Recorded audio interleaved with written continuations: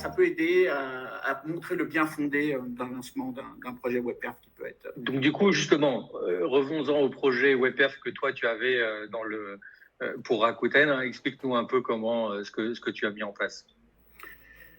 Donc en fait, pour Rakuten,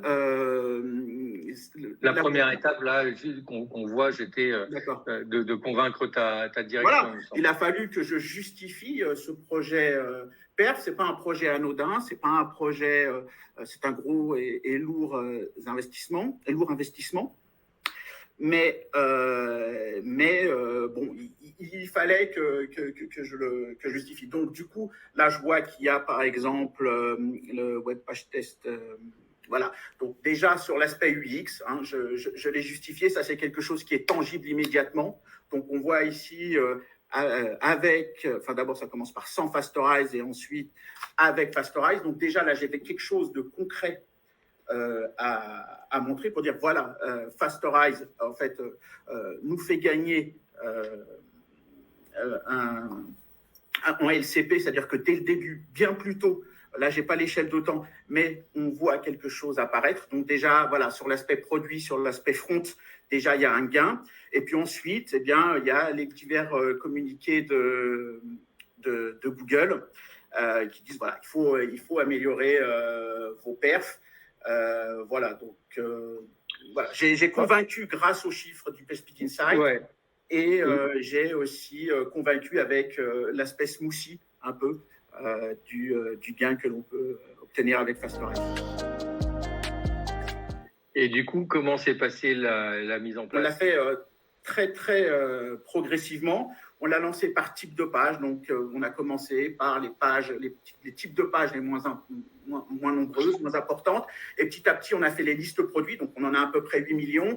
Et ensuite, on a fait la fiche produit. Et à chaque fois, on activait les optimisations. Alors, c'est relativement facile avec le dashboard. On activait une par une les optimisations. D'abord, on a commencé par activer les images, donc l'optimisation des images, puis ensuite l'optimisation des JS, puis ensuite l'optimisation des JS et l'ordre, les différents JS, et puis ensuite on a travaillé par exemple sur le cache et le smart cache qu'on a activé par exemple en dernier parce que c'était pour moi la feature la plus importante et peut-être celle qui pouvait avoir le plus d'impact. Si on a utilisé Fastorize, c'est parce que le site, de par sa taille, en fait, rendait les tâches tellement complexes que ça aurait demandé beaucoup de temps à des développeurs.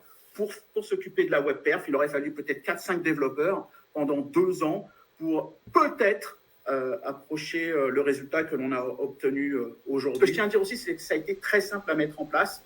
Bon, vous nous avez pas mal accompagnés, Stéphane, mais finalement, avec l'équipe infra, bien sûr, mais je vais simplifier, on a passé, notre trafic passe par chez vous, tout simplement. Vous avez activé, vous avez quand même mis un peu, vous avez quand même fine-tuné les optimisations pour notre compte, et je crois que c'est pareil pour tout le monde. Et voilà, ça a été relativement rapide à mettre en place. Je pense que depuis le début du projet jusqu'à la fin, ça a dû mettre peut-être 2 mois. Voilà, 2 mois. Voilà.